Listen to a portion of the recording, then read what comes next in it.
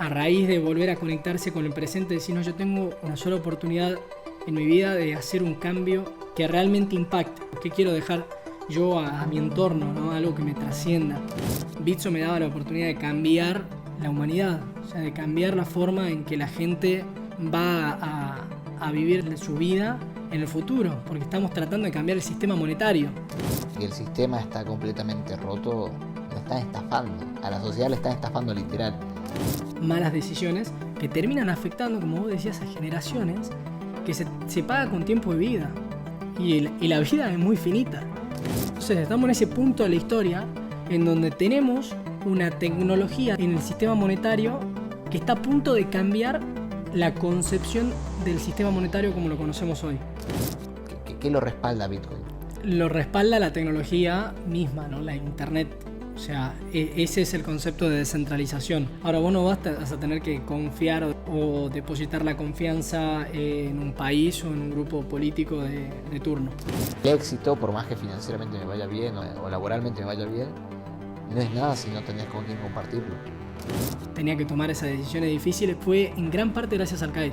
Me devolvió esa necesidad de vivir el presente. Conectarte a lo que estás haciendo vos, alinearte vos mismo, ser también, muy, muy consciente del presente. Bienvenidos a un nuevo episodio de La Píldora Roja. Hoy tengo conmigo un invitado súper especial, especialista en criptomonedas, emprendedor, deportista. Bienvenido, Ana Rodríguez, ¿cómo estás? Espectacular, gracias por la invitación, Pato. Un placer tenerte por acá. Y te quiero hacer una pregunta para que la gente se ponga en contexto, porque escuchan, deportista, emprendedor, especialista en criptomonedas. Y ok, son muchas aristas, son una persona que me sorprende la cantidad de cosas a las cuales te dedicas, que haces bien, y que incluso eso se traslada hasta en la ubicación, hasta en la decoración de tu hogar, que me encanta, tiene un montón de cosas. ¿Cómo le explicas a alguien que recién te conoce a qué te dedicas? Bueno, qué pregunta. Arrancamos con una ya de por sí compleja, porque como vos decías, sí me considero medio multifacético.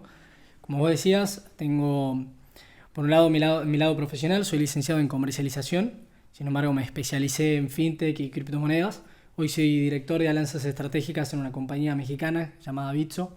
Operamos en Latinoamérica, ya voy a contar un poco más de detalle de eso, pero eso es como mi lado profesional, laboral. También soy emprendedor, soy dueño de una escuela de kitesurf acá en Tucumán.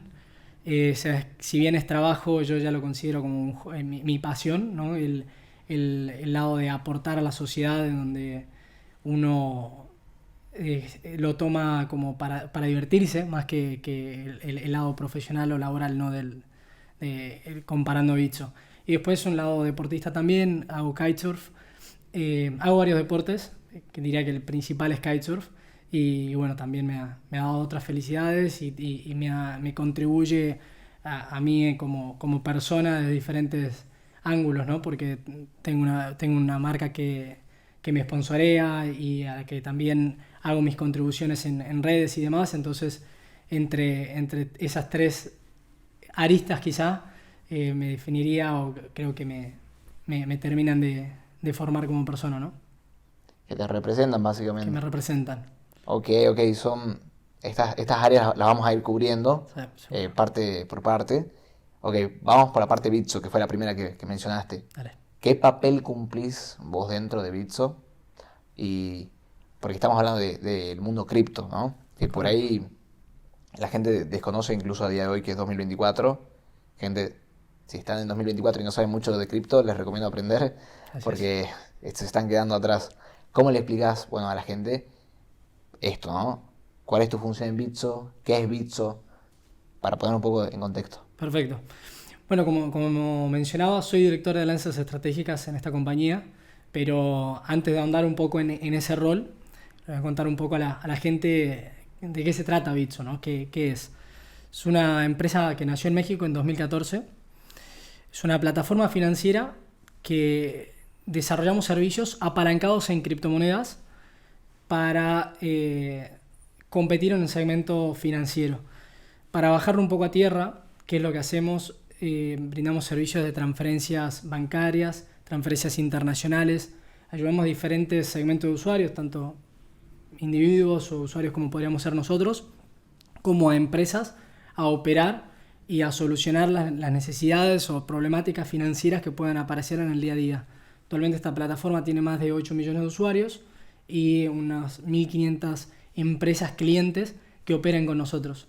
Como mencionaba, nació en México, pero actualmente también operamos en Argentina, Brasil, Colombia y también en los Estados Unidos tenemos ciertas conexiones. Entonces, haciendo algunos servicios, para nombrar algunos, luego puedo ahondar un poco, ¿no? Pero hoy vos, si sos cliente de Bitso, podés recibir pagos en dólares y en cuestión de segundos convertirlos a pesos o convertirlos en pesos mexicanos y enviarle a tu amigo de México, vos que estuviste viviendo por allá, Pato, o sea, seguro Sí, te encontraste con esas problemáticas, sí, ¿no? totalmente. Es caótico porque tenés que llevar dólares físicos, que acá ya es complejo conseguirlos porque no es que vas a un banco y los compras, todos lo sabemos como argentinos, tenés que ir a una cueva, la tasa nunca es clara, son complejos los procesos y después tenés que pasar al otro país, cambiarlo, manejarte todo con cash, con efectivo. Con el Entonces, riesgo que eso implica. con el riesgo que ello implica, además que las tasas nunca son las más competitivas para los turistas, porque vos caes a un país o un lugar donde no conoces,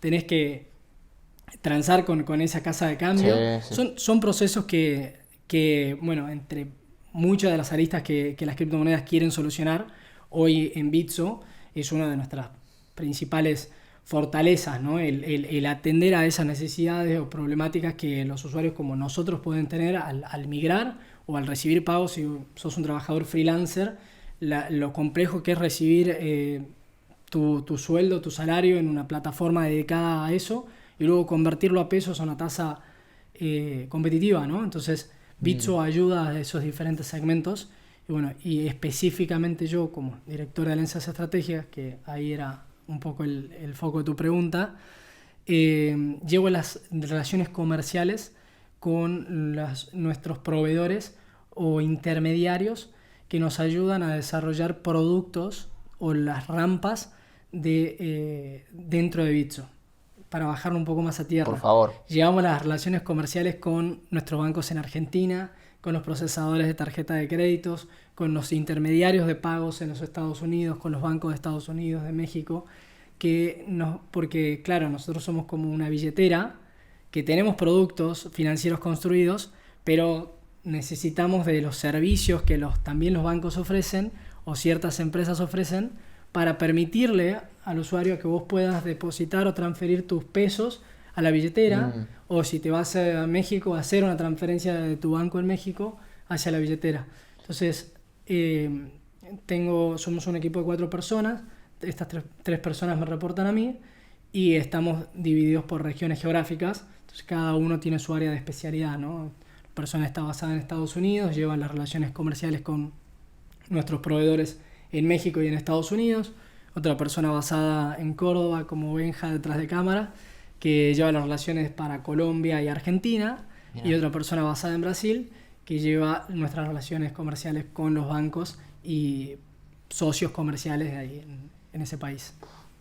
Wow, demasiada información que lo estoy procesando y me vuela la cabeza pensar que, nada, gente que está acá, vos sos de Tucumán, igual que yo, y que decir, ok, el impacto que está teniendo, porque vos haces una acción, haces un acuerdo, lo gestionas bien, eso repercute en la empresa en Bitso, y Bitso tiene 8 millones de usuarios. O sea, el impacto directo o indirecto es incalculable, es demasiado. Así es. Es impresionante. Y también cuando decías esto de, ok, le facilitamos, por ejemplo, el tema, por ejemplo, yo quiero, no sé, me voy a México. Me pasó ese problema de decir, ¿cómo hago en México? O sea, yo tengo las cuentas bancarias acá en Argentina y no mucho más. Entonces, ahí a las corridas, un día antes de irme de viaje, yendo a una cueva, que me vendan los billetes, llegar a migración y decir, bueno, tengo que ir y vender. Y estoy regalado en el sentido de decir, ok, tengo que pagar el tipo de cambio que me toque porque necesito el cash. Porque no tengo una tarjeta de crédito internacional en ese momento. Correcto. Y dije, acá Bitso me hubiera salvado la vida, básicamente. Totalmente, totalmente. Es eso una de las soluciones que el amplio abanico de las criptomonedas viene a ofrecer. Claro. Pero es muy loco porque Tal cual, nosotros por ahí que somos más jóvenes, estamos empezando a interactuar con esta tecnología. Es algo que si bien en el mundo ya se viene hablando, y a ver, hay 2.5 trillones de dólares ya alocados en criptomonedas, ¿no? En el mundo, en circulación. Hoy hace minutos nada más Trump estaba hablando que si él ganaba, parte de la reserva de Estados Unidos la iban a alocar en Bitcoin, por ejemplo, una de las primeras criptomonedas que apareció. Y es muy loco, o sea, todos sabemos que Estados Unidos marca tendencia de alguna manera, ¿no? Y Trump, según las encuestas, es el principal candidato. Y esto era quizá era impensado, ciertamente, hace 5 años, que de hecho la mayoría de los candidatos tenían una postura de aversión a las criptomonedas, o por lo menos a la tecnología, por quizá desconocimiento de causa. Y hoy estamos viendo hace minutos en una conferencia en Nashville, el principal candidato de la presidencia de los Estados Unidos, haciendo como una alusión al principal mensaje de campaña utilizando esta tecnología, que claramente viene a ofrecer muchas soluciones. Yo te mencioné el 1% de lo que puede hacer. Seguramente ahondemos a lo largo del podcast en otras cosas más humanitarias, más profundas, ¿no? Pero en el día a día se ve ese cambio también. Lo podemos palpar nosotros desde nuestra experiencia también. Y Bitcoin para la gente, porque hay de todo. O sea, hay gente que muy crack que sabe, gente como yo que tiene una noción, o sea, me defiendo, manejo cripto, y hay gente que no tiene ni idea, que no sabe que una billetera, una wallet, no sabe que una frase semilla, una llave semilla. Sí. ¿Cómo le explicás a alguien que no tiene idea qué es Bitcoin? A un jubilado, ¿cómo le explicás qué es un Bitcoin, por ejemplo? Claro. Bueno, hay, como vos decías, hay diferentes niveles de complejidad en la respuesta también. Voy a arrancar un poco de un panorama general, ¿no? O sea, de una aproximación general a la descripción de Bitcoin. Criptomoneda, el Bitcoin es un protocolo que nació en 2008 aproximadamente. Se publicó un white paper, que es literalmente se cargó en la web un papel en donde estaba toda la descripción de cómo funcionaría un sistema online en red y descentralizado, en donde está toda la estructura de cómo esta moneda digital, este activo digital, sería inmutable a lo largo del tiempo a través de esta estructura planteada en un white paper publicado por una tal persona, grupo de personas, porque no se sabe bien quién está detrás o quién estaba detrás. Solamente el seudónimo, que era Satoshi Nakamoto, ¿no? Publicó el white paper en un blog. Literalmente gente empezó ciertos ingenieros, personas que estaban muy a la vanguardia de toda esta tecnología de la criptografía, empezó a ahondar un poco en este concepto. Eso es como pantallazo muy, muy general del auge de cripto allá por 2008, estamos hablando. En este papel, que se seteaba todo el proceso de que era Bitcoin, se mencionan algunos conceptos que hoy son clave para las criptomonedas. Uno de ellos es la cadena de bloques o blockchain. ¿Sí? Y el otro es la descentralización. En este concepto de blockchain o cadena de bloques, ¿qué es lo que quiere decir? Que todo lo que sucede en uno de esos bloques, hagamos de cuenta, voy a hacer una representación de una analogía con una hoja. Si yo anoto en una hoja todas las transacciones que podemos hacer, por ejemplo, yo te transfiero mis Bitcoin a vos se lo transferís a Benja, lo anotamos en una hoja. Eso es, llamémosle un bloque. Ese bloque se dispersa en toda la red, y la red sería vos, Benja, yo, otras personas. Se dispersan esos bloques a todas las personas. Y ese es el concepto de descentralización y del bloque del que estamos hablando. Entonces, en este bloque se reflejan todas las transacciones que suceden en Bitcoin. Y los tienen todos los participantes de la red, que es este concepto que conocemos como mineros, ¿no? Los mineros de Bitcoin lo que hacen es estar leyendo esta cadena de bloques, validan las transacciones, y una vez que están validadas se distribuye una copia de ese bloque, de ese papel que yo te estoy mencionando, a todos los otros participantes de la red. Entonces ese concepto de descentralización, además de, o sea, tiene ciertas características inherentes. Al tener toda la misma información, lo hace muy difícil de adulterar, ¿no? Es prácticamente inalterable, porque si yo tengo una copia de esa hoja y vos también, y viene Benja con una copia diferente, Algo vamos a raro decir, pasó. claro, vamos a decir, me parece que Benja tiene una copia incorrecta, que está tratando de hacer un fraude o por algún error del sistema, no se aprueba ese bloque, no se aprueba esas transacciones. Entonces, esa es la principal característica que trae la descentralización de esta cadena de bloques, de este Bitcoin, de esta tecnología que conocemos como Bitcoin, que era algo bastante novedoso en 2008. Bitcoin es solamente la primera criptomoneda en hacerse conocida, pero luego de haberse publicado este white paper, surgieron cientos de criptomonedas apalancados de este concepto que es la cadena de bloques a raíz de la descentralización. Entonces, perdón que me voy metiendo como más en detalle, pero quiero que No, quede está claro súper interesante. como, Por favor. como, Sí. como vos decías, de ir explicándole a esa persona que no sabe nada, ¿no? Entonces, el origen de este white paper, un poco el propósito es decir, ok, vamos a crear un activo que todo el mundo pueda tener visibilidad de dónde está ese activo, de qué es lo que hace con ese activo, y que nadie pueda decidir unilateralmente o centralizadamente qué es lo que va a pasar con ese activo. Por eso es el concepto de la cadena de bloques y de los mineros participando. Hay que tener un poco también de referencia. En 2008 estaba en plena crisis inmobiliaria Estados Unidos, ¿no? Fue la gran burbuja del real estate en Estados Unidos, que para quienes no tengan contexto era la gente que había hipotecado sus casas porque las tasas estaban muy bajas en años anteriores. En 2008 las tasas se dispararon y no pudieron pagar las hipotecas, y las hipotecas se empezaron a ejecutar, y claro, se creó como esta presión hacia los bancos, porque los dueños de quienes habían emitido esas hipotecas eran los bancos. Entonces, quienes le remataban las casas a las personas en Estados Unidos eran los bancos. Entonces había un alto grado de enojo, de frustración hacia los bancos. Decían, bueno, ¿por qué yo estoy dejando mi dinero en una institución bancaria que al final del día me está rematando mi casa, ¿no? Claro. Y además de que ya había sucedido el corralito en el 2001 en Argentina, o sea, ya habíamos visto varias crisis económicas en donde las decisiones políticas, las decisiones económicas terminaban afectando a generaciones completas que tardaban años en recuperarse, ¿no? De hecho, lo seguimos viendo con el dinero Sí, sí, fiat. sí, totalmente. Pero ese era el contexto en 2008.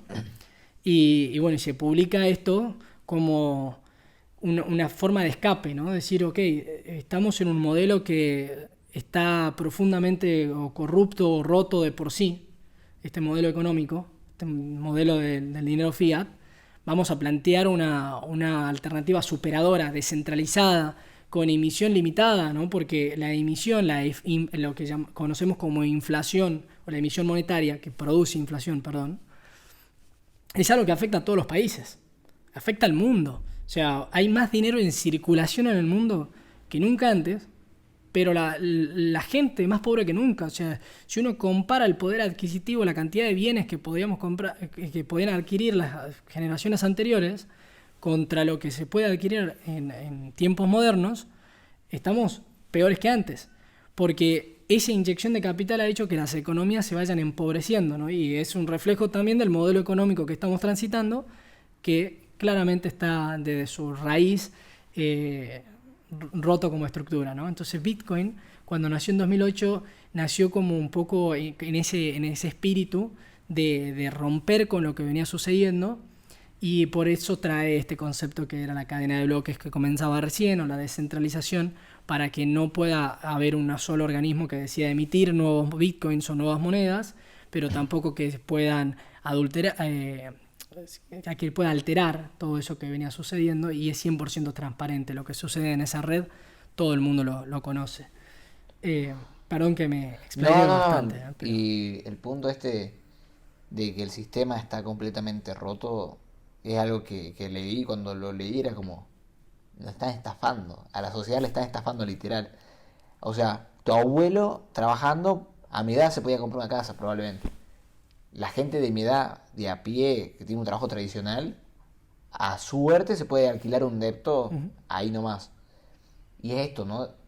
Si, por ejemplo, hay X dinero en circulación y de la nada alguien con una maquinita dice, bueno, vamos a emitir más, es como que en vez de haber 100 ahora porque alguien decidió hay 200 me quitaron tiempo de vida. O sea, la gente no lo Así, ve. claro. Porque ahora, como sigue habiendo los mismos bienes y servicios, pero hay más dinero, eso necesitas más para comprar cada cosa. Ese poder adquisitivo se va mermando. Así, Y decís, en un ok, segundo. bueno, ahora las cosas están más caras. No. Las cosas, bueno, nominalmente o las cosas, bueno, en el número sube, pero lo que están haciendo es que cada vez vos podés comprar menos, te están quitándose. Eso por lo que vos trabajaste, eso por lo que te dijeron que tenías que hacer, ¿no? Para triunfar en la vida. No sé, por ejemplo, te recibís o conseguís un trabajo y ya está, y te puedes desarrollar. Pero mentira, hoy está más difícil que nunca para la gente más joven. Así es. Así es. Y en un segundo, como vos decías, ¿no? O sea, un grupo de personas, porque claro, los políticos cambian cada 4 años, pero una política monetaria o económica no se puede estar cambiando cada 4 años. Y en la realidad, lo que nos ha mostrado la historia es que efectivamente es muy difícil mantener esa política monetaria en un muy largo plazo y en cierto punto de la historia de un país llega un grupo de personas que toma malas decisiones. Asumamos que simplemente por mala, ni hablemos de la corrupción, ¿no? De las decisiones que son tomadas a favor de unos pocos y no en pos de la mayoría, pero asumamos que hay una buena intención detrás y simplemente son malas decisiones que terminan afectando, como vos decías, a generaciones que se paga con tiempo de vida. Y la vida es muy finita, es muy corta para nosotros estar pagando los errores que se cometieron en 2001, ¿no? Que se cometieron hace 20 años atrás, cualquiera sea el momento de la historia argentina, creo que aplica siempre para los errores del pasado, los pagamos las generaciones más jóvenes y la van a seguir pagando las generaciones posteriores. Entonces estamos en ese punto de la historia, en ese momento bisagra, en donde tenemos una tecnología, tenemos un avance en el sistema monetario que está a punto de cambiar la concepción del sistema monetario como lo conocemos hoy. Que vale la aclaración de este sistema surge en los años 80, cuando se rompe el acuerdo de Bretton Woods, que era el patrón oro, ¿no? El gold standard, en donde el dinero estaba respaldado al menos por el oro. Entonces, al estar respaldado con el oro, era un recurso escaso, generaba cierta globalidad, por así decirlo, entre todas las monedas, pero cuando se rompió el patrón oro, Nixon lo rompe en Estados Unidos y dice, ok, ahora vamos a inventar, ahí surge el dinero fiat, que Claro. la concepción del dinero fiat o fiduciario es porque debe ser, es simplemente la confianza Confianza de de las la personas, gente. correcto, la confianza de la gente en el papel moneda emitido por un gobierno, pero está respaldado en absolutamente nada. Y lo que ha pasado en absolutamente todos los países también es que se emite dinero respaldado en nada y bueno, haciendo eco de lo que recién decía, hay cada vez más dinero en la calle, en circulante, pero cada vez somos más pobres. Y respecto a Bitcoin, Sí, ahora te quiero hacer como la antítesis, ¿no? sí. El dinero fiat está respaldado en la confianza. O sea, creo en el gobierno que este Ujú. papelito, un papel, me permite comprar, adquirir bienes y servicios. Validado por el gobierno, legalmente. Correcto. Pero tiene falta de sustentos después de que se quite el patrón oro. Bueno, Bitcoin. ¿Qué lo respalda Bitcoin? Es una gran pregunta.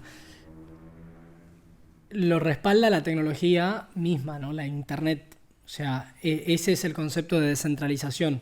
Ahora vos no vas a tener que confiar o depositar tu dinero en un banco central o depositar la confianza en un país o en un grupo político de turno. La descentralización hace que no tengas que confiar en nadie en particular. Simplemente estás confiando en un protocolo que es inalterable porque está en Internet. Mientras haya Internet en la humanidad, va a existir Bitcoin o el resto de las criptomonedas. Claro está que hay un pequeño grupo de gente que cree que puede pasar una catástrofe mundial y el Internet se va a terminar en cierto punto, pero creo que ya ese es como un caso muy, Utópico. sí, es muy extremo quizás, o sea, pero en la medida que siga existiendo el Internet, los sistemas van a seguir estando ahí y es un sistema inalterable porque para alterar este sistema deberías modificar para que haya un consenso en un cambio en ese blockchain, en esa que conocemos como blockchain, tiene que haber un consenso. Para que haya un consenso tiene que haber más del 51% de estar a favor de ese cambio, de esa aceptación, para que haya un fraude, ¿no? Y Claro. eso significa alterar una cantidad de procesadores, de máquinas, de lo que llamamos mineros, que hoy es prácticamente Imposible. imposible, ¿no? Para simplificarlo. Y estamos hablando solo de Bitcoin, ¿no? Luego Claro. vienen una cantidad innumerable de Hay varias, criptomonedas. ¿no? Sí, Bitcoin, Ethereum, Link. correcto, eh, Ahora bien, lo que más por ahí le critican a Bitcoin es esto de la volatilidad, ¿no? O gente que dice, bueno, yo pongo la plata en Bitcoin y gano dinero. correcto, Y otros te dicen, Bitcoin no está respaldado en nada, o qué sé yo, no invertiría ni un peso en Bitcoin. Tenés como muchas posturas. correcto. ¿Qué tipo de criptomonedas existen? Y también te quiero preguntar esto de, ¿todas funcionan como Bitcoin o tienen distintas características? ¿Por qué uno elige Bitcoin o elige otras criptomonedas? Gran pregunta. Bitcoin fue la primera criptomoneda, como mencionábamos, nació en 2008. Luego, como vos decías, tiene ciertos problemas naturales, que es, por ejemplo, el protocolo como fue pensado, no es escalable. Tiene estos bloques, este papel que yo recién hacía la analogía, en donde podemos anotar transacciones, tiene un número muy limitado de cantidad de transacciones que se pueden aprobar por bloque. Y para poder validar esos bloques se necesita el procesamiento. Es decir, antes cuando nació este protocolo, la gente ponía sus propias computadoras a minar, es decir, a leer cada uno de esos bloques, a resolver lo que se llaman como acertijos, que es esta criptografía que viene incorporada en los bloques, y eran recompensadas por ciertos bitcoins, ¿no? O sea, si vos resolvías un bloque, o si esto es en la actualidad, si vos resolves un bloque, se te da una recompensa, esta es la recompensa de los mineros, por haber resuelto la criptografía incorporada en este bloque y se aprueba y se publica el nuevo estado del último bloque, ¿no? La cadena es como, tengo un papel, que es el bloque, y va conectado a otro bloque que lleva a las subsiguientes transacciones. Pero claro, al tener un número limitado de transacciones, no lo hace escalable y al necesitar estos procesadores, este hardware, es muy costoso también. Además que también hay ciertos detractores porque el hecho de que necesite energía hace que sean utilizadas energías de explotaciones de recursos o de orígenes que no son los más naturales, ¿no? No se ha utilizado energía geólica o eólica para producir esa energía, poner los procesadores a validar y aprobar transacciones. Que hoy ya hay varios proyectos de esto, ¿no? De la conservación del medio ambiente a través de poniendo turbinas eólicas en África, en lugares que no están poblados, poblarlos, poner mineros de Bitcoin y en base a eso generar un nuevo ingreso económico a esa zona, ¿no? Pero es un problema que ciertamente lo tiene este protocolo. Entre ciertos otros problemas que no me voy a poner muy técnico, ¿no? a Sí, fines sí, de la sí, sí, sí. charla, pero como consecuencia empiezan a surgir nuevas criptomonedas. La segunda más conocida es Ethereum, pero a diferencia de Bitcoin, el creador no es anónimo, el creador de hecho se llama Vitalik Buterin, es un ingeniero, una mente Un maestra. flaquito. Sí, el flaquito. Es una mente maestra que ha generado como esta nueva blockchain en donde además de solucionar ciertos de los problemas que tenía Bitcoin en sus inicios, incorpora un nuevo concepto que se llaman smart contracts o contratos inteligentes, en donde, y acá ya nos ponemos más técnicos, pero dentro de la red de Ethereum existe esta figura de contratos inteligentes que literal, como existen los contratos físicos, uno puede incorporar esas condiciones dentro de la blockchain. Entonces, habilita a que diferentes desarrolladores, diferentes personas puedan sumar contratos inteligentes en la red de Ethereum y que se ejecuten automáticamente a medida que se van validando las blockchains, que se va validando esa cadena de bloques. O sea, como que yo puedo tener un proyecto y alojarlo en la red de Correcto. Ethereum. Y lo alojas, corre ahí y se ejecuta de manera descentralizada, al igual que Bitcoin, pero acá hay otra diferencia. En Bitcoin se llama Proof of Work, la validación, que es la prueba de trabajo. Es decir, vos pones el procesador físico a validar las transacciones y cuanto más poder computacional tengas, más poder o más chance vas a tener de resolver esa criptografía para tener una recompensa. Es decir, o sea, más fierros, más gasto energético, pero más chance de recompensa. Claro. Imagínate las granjas mineras, ¿no? O sea, Sí, invertí en estos CPU, en estas, correcto. Sí, en estas placas para poder minar y obtener una rentabilidad. Correcto. Y Ethereum, si vos estabas en Ethereum hace 2-3 años, Era igual. Era igual, pero tenías las placas de video, las famosas que te comprabas las placas de video y ponías a minar Ethereum porque necesitabas el poder computacional de esas placas. En el medio, gracias a que hay una fundación detrás de Ethereum, está el fundador también coordinando esos cambios, es más ágil también en adaptarse y se incorporó una nueva validación de esa blockchain que se llama Proof of Stake, que es la prueba de que yo tengo los fondos estaqueados, como se llama, o sea, colocados en la red. Uno puede empezar a validar esas transacciones por tener bloqueados, por tener capturados ciertos Ethereum dentro de la red.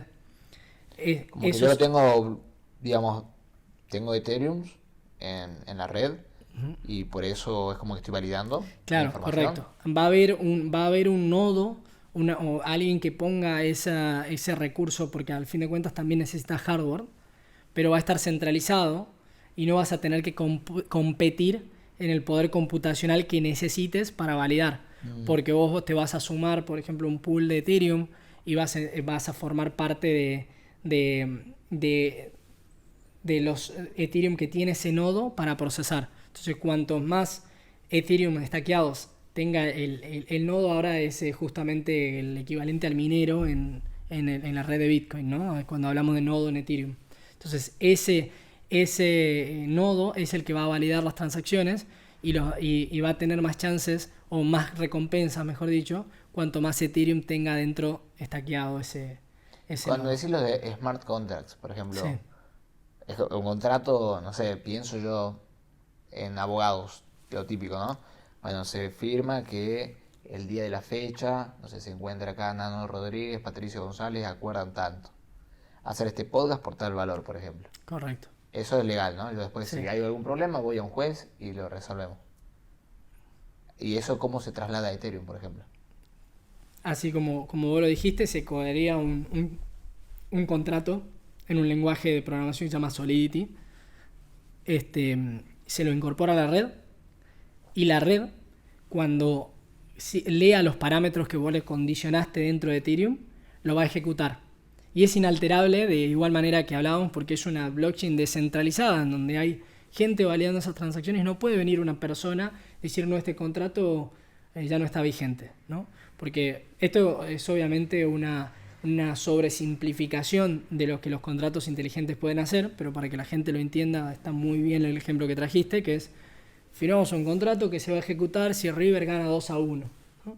Y yo le digo quién es mi fuente a ese contrato, le voy a poner todas las condiciones, quién es mi fuente de veracidad, por ejemplo. O sea, en el sitio de Diario La Nación, cuando lo publiquen el resultado en tal página, si es 2-1 River, se mueven mis Ethereum de mi billetera a la tuya. Ah, ¿No? mirá. Esa es una sobresimplificación, porque Claro. la realidad es que los smart contracts en realidad te permiten desarrollar aplicaciones enteras sobre la red de Ethereum, ¿no? O sea, son aplicaciones, una billetera virtual sobre la red de Ethereum, funcionalidades de inversión y esto ya es quizá un nivel más técnico, ¿no? Sí, sí, pero ello lo que te permiten es smart contract, y como consecuencia después vienen una serie de criptomonedas que que funcionan sobre la red de Ethereum.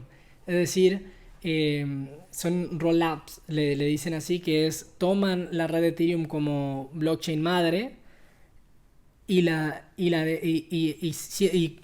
como que suman ciertas funcionalidades para agregar escalabilidad, para agregar ciertas operaciones, etcétera, que no quiero entrar tanto a nivel de Sí, detalle sí, sí, técnico, sí, porque si pero no, bueno, nos estamos vamos, acá 5 horas, nos 5 horas vamos. y aparte Sí. no sos solo cripto, ¿no?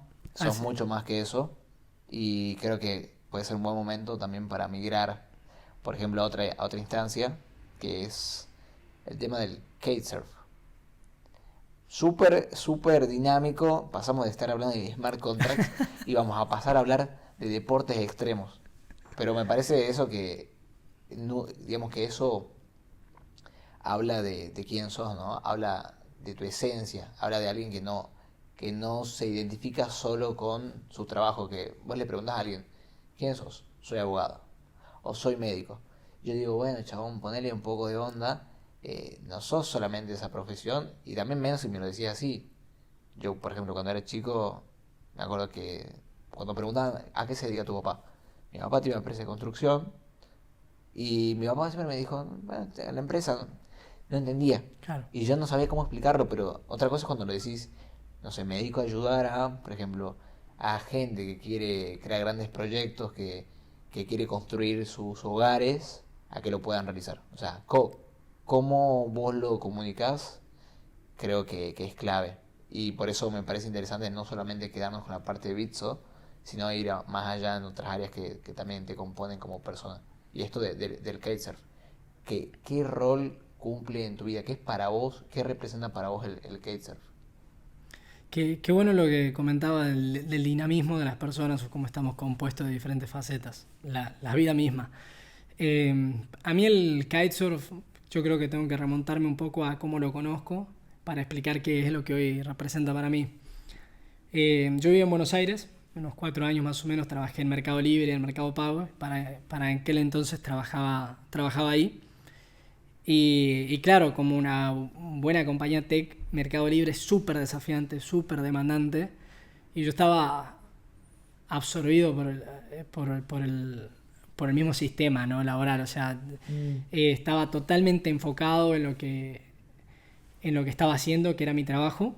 Y me había dado cuenta que en 4 años no había hecho más otra cosa que trabajar dentro del Mercado Libre, que me encantaba lo que hacía, me encantaba porque era súper desafiante, estaba relacionado a lo que yo quería hacer, pero estaba viviendo como la vida sin realmente ser consciente, lo estaba siendo consciente.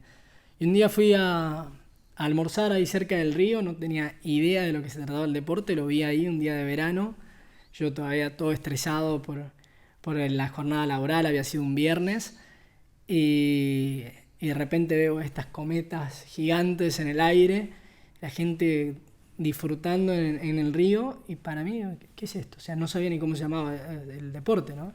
Esto fue hace 6 años más o menos. Y dijo, esto es como esos deportes hereditarios, que solamente lo podés practicar si tenés un padre o la familia que nació cerca del río, que es una familia medio náutica y aprendiste ahí, naciste con la cometa bajo el brazo. Y ese fue como mi primer pensamiento, claro, vivir la vida sin plantearse desafíos y simplemente dejarse llevar. Y después cuando me estaba medio dando la vuelta dije, no, o sea, tengo que romper con esa preconcepción de que no puedo hacer lo que no sé todavía, ¿no? O sea, tengo que volver a mis raíces. Siempre me gustaron los deportes extremos, de hecho con vos que nos conocimos haciendo skate allá, Sí, o sea, es parte de los deportes extremos. Entonces, la verdad que no tenía un peso, a pesar de que trabajaba en una de las compañías más renombradas en Latinoamérica, no tenía un peso, pero o sea, fui a buscar una escuela que estaba al lado del lugar donde estaba comiendo, tarjeté el curso como en 12 cuotas, una cosa así, una cosa loca. La gente del curso, la gente de la escuela me decía, pero, o sea, como que no nos piden pagar con tarjeta de crédito los cursos, ¿viste? claro. Van y los pagan. Dame Entonces, la hora 12 por dame favor. la hora 12, ellos vendían equipos. Le dije, bueno, como si me vendiesen un equipo, pero vendeme un curso en 12 cuotas. Sí, pero mirá que son 9 horas el curso, ¿no? Bueno, vendémelo. Y ahí aprendí. Y cuando aprendí, después en la última hora de clase, eran 9 horas, cuando me paré a la tabla, es como que me bajó un baño de conocimiento, como que me iluminé por un segundo y recordé lo que era ser feliz. Que yo había vivido, me di cuenta que había vivido 4 años en Buenos Aires, había trabajado incansablemente 12 horas por día durante esos 4 años y me había olvidado de mí mismo, de gran parte de mi esencia, que era realmente ser consciente del momento que uno está, ¿no? Sea lo que sea lo que hagas, estar ahí. En el caso del kitesurf tiene mucho de vivir el presente. De hecho, en el kitesurf no es un partido de fútbol que vas con el objetivo de ganar, jugar el partido, un partido de tenis. No tiene nada que ver. El kitesurf se trata de estar ahí navegando sobre el agua, disfrutando el presente y viviendo ese segundo. Y a mí me pasó eso. Me di cuenta que durante mis últimos 4 años no había sido feliz y me volvió a mis raíces. Un poco como me volví a encontrar con el kitesurf gracias a esa experiencia iluminadora que tuve. Y a raíz de eso empecé a tomar muchas decisiones en mi vida, como decir, ok, me vuelvo a vivir a Tucumán porque quería estar cerca de los míos, de mis amigos, de mi familia. Decidí irme de Mercado Libre. Obviamente también me pasó que llegué a Bitso casi por coincidencia, pero decidí irme. Poca gente decide irse de una empresa como Mercado Libre. Totalmente, cuando te dicen, no, pero ¿cómo te vas a ir de esta empresa? Todo el mundo me Tenés decía todo, es el trabajo soñado, así. pero eso porque lo ven desde afuera, ¿no? Exacto. O sea, todo el mundo me decía, no, pero ¿cómo te vas a ir a Mercado Libre, que es la empresa de mayor crecimiento en Latinoamérica, que tenés un puesto que está súper divertido, porque yo llevaba las relaciones bancarias también similar a lo que hago en Bitso ahora, pero en Mercado Pago. Entonces llevaba las relaciones con Pago Fácil, Rapipago, con Visa, Mastercard, los bancos en Argentina, Uruguay y Perú. Y era divertido, era desafiante. Estábamos creando unas nuevas billeteras virtuales en Argentina. No existían las billeteras virtuales. No existía el pago con QR. Lo estábamos haciendo ahí dentro. Todo el mundo me decía, ¿qué estás haciendo? Ay, tenía que tomar esas decisiones difíciles, pero fue en gran parte gracias al kite. Me devolvió esa necesidad de vivir el presente. Es decir, no, yo tengo que hacer algo más de mi vida, más que trabajar para crear una billetera virtual. Bitso me daba la oportunidad de cambiar la humanidad, o sea, de cambiar la forma en que la gente va a vivir su vida en el futuro, porque estamos tratando de cambiar el sistema monetario. Es mucho más poderoso que la misión de crear una billetera virtual, por ejemplo. En Fiat. Claro, Claro. es la moneda cripto contra el dinero fiat. Es romper con esos corralitos del 2001, con la hiperinflación de Venezuela, el catástrofe inflacionaria de Zimbabue. O sea, pasó a lo largo y ancho de todo el mundo. Y de repente, a raíz de volver a conectarse con el presente, decir, no, yo tengo una sola oportunidad en mi vida de hacer un cambio que realmente impacte. ¿Qué quiero dejar yo a mis hijos? ¿Qué quiero dejar yo a mi entorno, ¿no? Algo que me trascienda. Y gracias a conectarme en el presente me di cuenta de eso y empecé a tomar muchas decisiones, como que me voy cerca de mi familia, porque es algo que por lo menos en este momento de mi vida lo quiero. Me voy a una empresa que en lugar de crear billeteras virtuales, que está muy bueno, porque la verdad que democratizó la manera de comerciar en Argentina y en Latinoamérica, me voy a una empresa que tiene la capacidad de cambiar la vida no tan solo de las personas de ahora, sino de las futuras generaciones. Entonces es más trascendental aún. Entonces te imaginarás que atribuyéndole esa chispa emocional al kitesurf, esto es lo que para mí representa, ¿no? Y a raíz de eso, de que a mí me cambió la vida, creo mi propia escuela de kitesurf, me asocio con 2 personas más, para tratar de transmitir eso mismo que me había generado a mí en el kitesurf, en una provincia que éramos 5 gatos locos practicando este deporte, ¿no? Sí. Y vas contra la corriente, pero decís, no, yo quiero hacer esto porque si realmente a mí me cambió la vida, también quiero generar un impacto positivo, quiero tratar de llevarle esa misma oportunidad a otras personas, ¿no? Que capaz que para otras personas en realidad es un deporte más extremo, divertido y listo, no pasa por el mismo proceso mental, pero la verdad es que conocí muchas personas que gracias a tener una experiencia, un contacto con un deporte tan extremo como el kite, transitó procesos mentales súper profundos que le terminan cambiando la vida. La forma de pensar, la forma de vivir. Es muy, muy loco.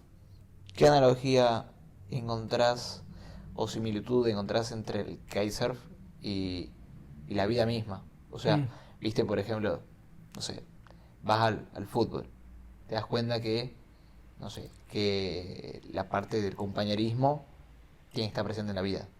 En el kitesurf, ¿qué similitud encontrás o qué aprendizajes te llevas cuando estás ahí dentro, dentro del agua, cuando estás practicando?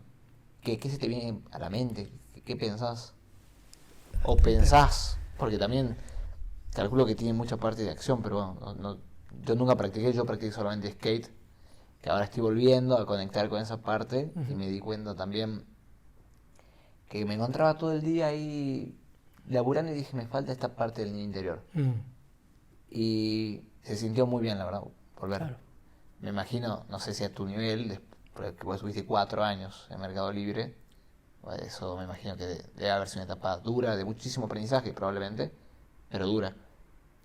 Pero quiero saber ese momento de, ok, volver a conectar con el niño interior y qué aprendizajes te llevaste. Ok, ahora me dijiste, en ese momento representó conectar mucho más con el momento presente. Se me vino muchísima claridad de que tengo que venir acá a Tucumán, estar con los míos. Ahora, ¿qué aprendizajes sacás de estar ahí en el agua? Mm. Es una gran pregunta, bastante profunda. Yo creo que, sin repetir, lo primero es esta conexión con el presente, ¿no? El kitesurf no se trata de ir a una meta, no se trata de ganar un partido, no se trata de... Es muy parecido en el skate en ese sentido. Es conectarte a lo que estás haciendo vos, alinearte vos mismo y ser también, eh, nada, muy, muy consciente del presente.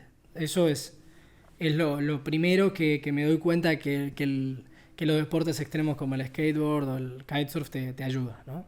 Es simplemente la importancia de vivir el hoy y el ser un ser unificado en su sentido en el momento de hoy.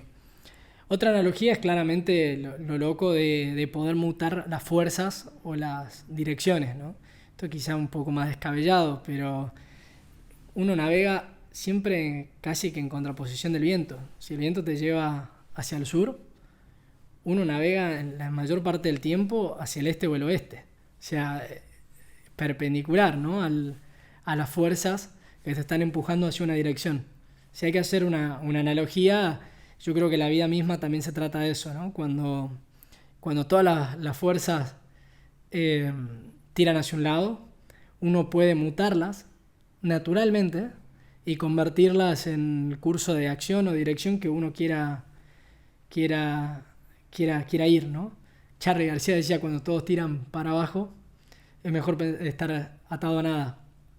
Es un poco cuando todos tiran para abajo o cuando algo te lleva hacia una dirección, la vida misma te enseña que vos podés evolucionar de eso, mutar esa fuerza que te está llevando hacia allá, para ir hacia allá, o incluso en la fuerza totalmente contraria, porque uno puede navegar contra el viento. Es decir, si tenés 40 nudos que te llevan hacia el sur, hacia abajo, vos a pesar de todo eso, tener una tablita de 135 centímetros y un cometa que te triplica en tamaño, vas a ir en contra de toda esa fuerza, ¿no? Y te vas viento para arriba. Una analogía un poco de...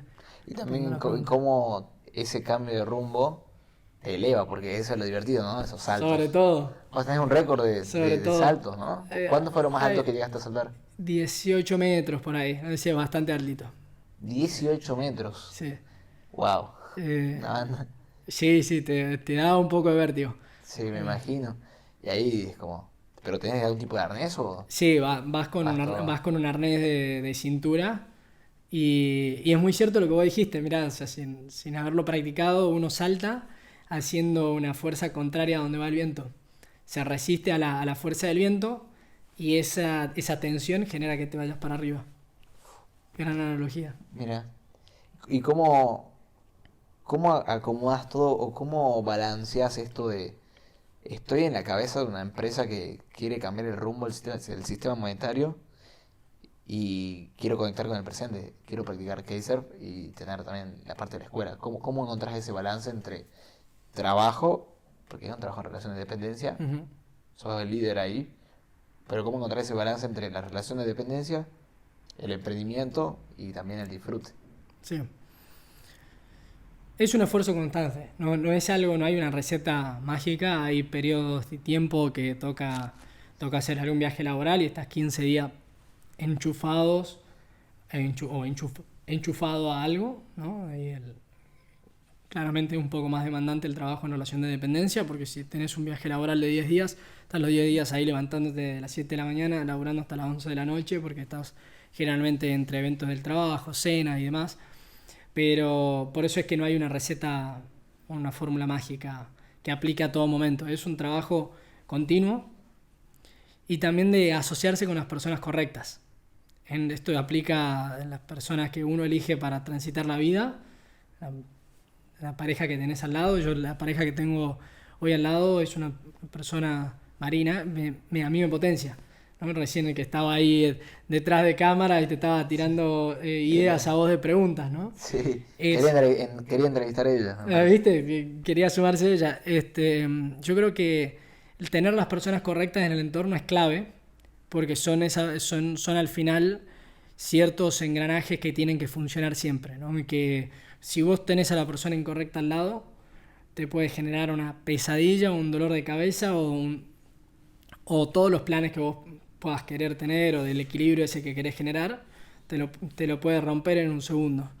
Sin embargo, si elegís a la persona correcta, que al final la pareja que uno elige es uno de los socios más importantes, ¿no? Porque uno va generando sociedades mientras vamos transitando la vida y el tipo de sociedades son determinantes.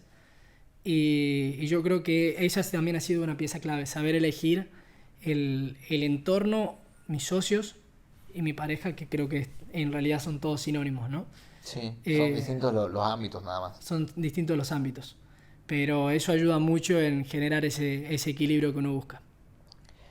Me llamó la atención cuando contabas esto de que estabas en Buenos Aires 4 años. Es como que yo lo viví en pequeña escala, en el sentido de decir, yo estuve 4 meses, encima miré la correspondencia del número 4. Yo estuve 4 meses en Córdoba. Bueno, porque ahí tengo amigos, una ciudad más grande, ahí está más desarrollado el ecosistema emprendedor también. Y yo tenía la idea de estar ahí. Y me pasó de estar todo el día trabajando y darme cuenta de que llegaba el fin de semana, ponerle y ahí yo no había más laburo que hacer. Y yo me encontraba y decía, ¿y ahora qué? O sea, si mis amigos, ponerle, yo vivía con mi amigo Claro. y la novia que es muy amiga mía, de antes de que se pongan de novios, siempre nos juntábamos, pero a veces ellos en planes de pareja y yo me quedaba ahí solo y dije, estoy acá y estoy solo, digamos. O sea, el éxito, por más que financieramente me vaya bien o qué sé yo, o laboralmente me vaya bien, no es nada si no tenés con quién compartirlo. Y fue una etapa de resistencia en la cual digo, me vuelvo, no me vuelvo. Y llegó un punto en el que tuve total certeza de decir, tengo que volver a Tucumán. Por las relaciones, Claro. literal. Y hoy estoy mucho más tranquilo, estoy mucho más sereno, con menos ansiedad, por esa razón. Como me vi muy reflejado en esa parte y creo que es clave la parte de las relaciones para la felicidad. Así es. ¿Y vos hoy sos feliz? Muy. Sí, sí. Muy feliz. Y como también como contraposición de aquel momento hace unos 6 años que me había dado cuenta que no lo era, ¿no? Entonces, creo que estando de los dos lados uno puede saber de qué lado de la cancha está jugando, así que la verdad que sí. Y perdón que juegue un poco a lo que mencionabas. ¿Viste la película Into the Wild? No. Ok, recomendada película. La película termina, no la voy a spoiler, bueno, no voy a Me lo contar, vas a decir. no voy a contar, pero La película la película termina. termina con una frase, no te voy a contar toda la trama ni nada, es un peliculón, la banda musical Eddie Vedder, el cantante de Pearl Jam, una obra de arte, termina la película con una frase que dice Happiness is only real when shared. Quiere decir, la felicidad es solo real cuando es compartida. Y es una película desarrollada en pos del concepto que vos acabas de decir, che, o sea, estoy siendo feliz, tengo éxito financiero, pero no lo estoy compartiendo, ¿no? Totalmente. O sea, es como que tiene solo sentido si es con alguien, La importancia. literal. Sí, más allá, o sea, puede ser una pareja o no, o sea, puede. Claro, como Es que no el, habla solo de pareja, o claro, sea, es puede el ser tu entorno, familia, es tu los amigo, socios, lo que sea. total.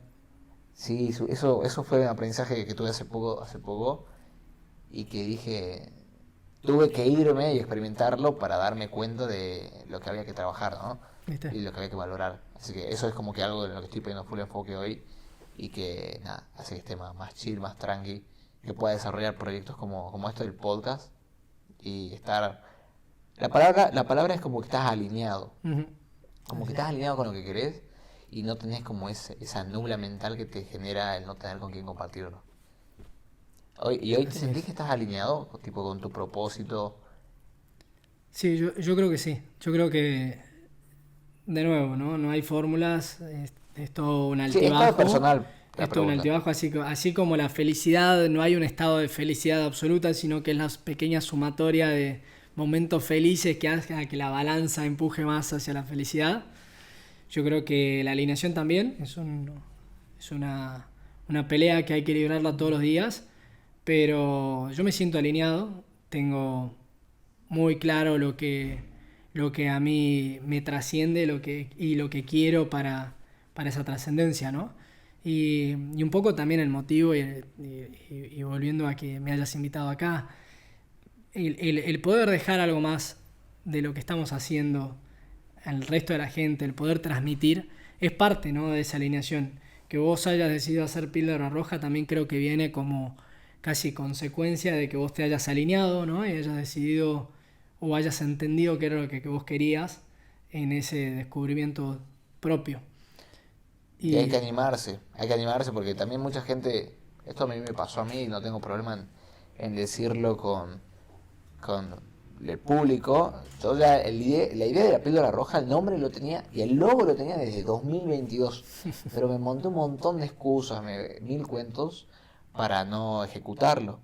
Y después, bueno, cuando me pasó lo de que, bueno, la gente que vio el primer episodio, que antes no se llamaba La Píldora Roja, se llamaba Leveleando, sabe que en marzo, cuando estaba en Córdoba con mis dos amigos, nos ingresaron a robar.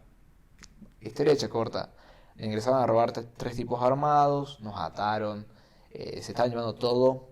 A mí me partieron la cabeza, tenía todo con sangre. Llegó la policía, amenazó de rehenes, o sea, muy heavy. Si tienen dudas, bueno, pueden ir a ver, están en YouTube.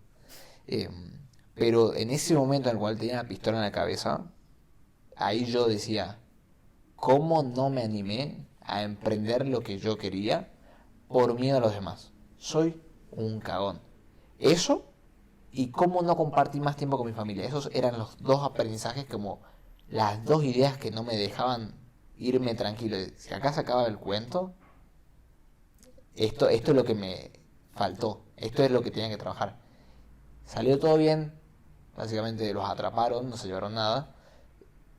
Pero como que dije, ya está, o sea, más claro, échale agua. El universo te está hablando de mil maneras. total. Y ahí dije, listo, sale la píldora roja y cumplo con este propósito y eso es lo que estoy haciendo. Aprendiendo un montón y es animarse a que los podcasts te salgan mal o el proyecto que vos quieras, digamos. Vos en Kitesurf también, o sea, la primera vez probablemente, no sé, no hayas agarrado bien la tabla, te habrás caído mil veces, te haya salido mal, te hayan enredado las cosas, pero es parte de, y también creo que es necesario permitirse ser un novato, un principiante y no tener miedo a actuar en pos de tu propósito, porque después eso es lo que te permite dormir tranquilo, literal. Así es. No, mejor dicho, imposible. Yo creo que llegaste al momento eureka o esa claridad quizá de una manera más desafortunada que la que yo Sí, contaba, que parándome en la tabla de kitesurf, ¿no? O sea, claramente un momento muy fuerte el que transitaste, pero a fin de cuentas se te hace tan claro a veces que hasta te preguntás por qué no lo hiciste antes. Pero bueno, parte del totalmente, aprendizaje totalmente. de la vida misma. Y Nano, ¿algún mensaje que le quieras dejar al público? ¿Algo con lo que te gustaría que se quede todo lo que hablamos? Hablamos bastante. Yo creo que claramente a los que nos escuchen y a los que hayan llegado a esta altura del podcast, primero agradecerles Son porque, unos bueno, capos mal. capos totales, porque hablamos bastante, pero reforzar primero la necesidad de tomar riesgos, como vos decías, ¿no? De hacer las cosas. Tendremos diferentes motivos, pero hay que recordarnos que estamos en el presente, que estamos acá y que la vida es muy finita, es muy limitada para no darse el gusto de hacer lo que uno quiera y de fracasar, ¿no? Porque es muy importante el fracasar, el decir no, porque si uno quiere hacer y que todo sea un éxito la primera vez, generalmente nos quedamos en la etapa de planeación. Pero si nos animamos al fracaso y no le tenemos miedo, eventualmente vamos a tener ese éxito que estamos buscando en cualquier ámbito, ¿eh? Puede ser de un hobby, un pasatiempo, laboral. Y, y bueno, creo que con algunos ejemplos que hemos ido explorando en el podcast, queda claro la importancia de animarse y de vivir el presente. Eso por un lado. Y por otro lado, sé que hablamos solamente una parte de las criptomonedas y de estas nuevas tecnologías. Yo sé que entre tu audiencia es un público joven y creo que entre todos nosotros tenemos esa oportunidad casi única en la historia, ¿no? Porque son muy pocos los años en la historia de la humanidad que son años bisagra, años en donde lo que está aconteciendo cambia para siempre el curso de la historia. Por ejemplo, ahora recientemente con la inteligencia artificial, ¿no? Que lo vamos aplicado en un amplio abanico de usos o de áreas en la vida cotidiana y que sin duda va a cambiar la forma en que interactuamos, en la forma en la que nos desarrollamos en el mundo a raíz de una tecnología como la inteligencia artificial. Somos unos afortunados, me parece, de haber visto el auge de esta tecnología, como así también creo que somos unos afortunados de estar en un momento bisagra de la humanidad, como jóvenes, como nuevas generaciones, que pueden generar o ayudar a ese cambio. Yo obviamente lo he vivido de un ámbito personal, de estar involucrado con la tecnología de las criptomonedas y ver que realmente podemos hacer un mundo mejor con todo esto que vienen a ofrecer. A todos esos jóvenes que por ahí están estudiando y no saben en qué enfocarse o no saben de qué hacer, ¿no? Hace poco fui a hablar a una cátedra en la UNT, en la Universidad Nacional, y me di cuenta que había estudiantes para contadores, de administración de empresas, que todavía pensaban que lo mejor que podían hacer era seguir haciendo balances en un libro o liquidando sueldos, sin desmerecer ningún tipo de trabajo, por supuesto, ¿no? Pero yo creo que tenemos una tremenda oportunidad de decir, che, bueno, estoy estudiando, estoy a tiempo de enfocarme en algo que realmente me interpele, que me trascienda y dejar esa huella, porque son años clave para la humanidad en sí, ¿no? Entonces ese otro mensaje que me gustaría dejar, que se animen a las nuevas generaciones a generar ese cambio que la humanidad tanto lo necesita. Me encantó, súper potente todo. Todos los mensajes que dejaste están buenos y creo que podríamos seguir incluso acá dejando más, pero por un tema de tiempo lo dejamos acá. Creo que vamos a hacer una parte 2 sí o sí, porque tema de cripto, de inteligencia artificial y encima de desarrollo personal tenemos para tirar como 2 horas más. Así que nada, gente, si les gustó, ya saben, suscríbanse, porque la mayoría que los ve a los episodios no está suscrito. Por favor, suscríbanse, denle me gusta, compártanlo. Les voy a dejar las redes de Nano también para que lo sigan y puedan ir investigando un poco más sobre cripto, sobre todo lo que está haciendo en Bitso. Así que nada, espero que les haya gustado. Nos vemos.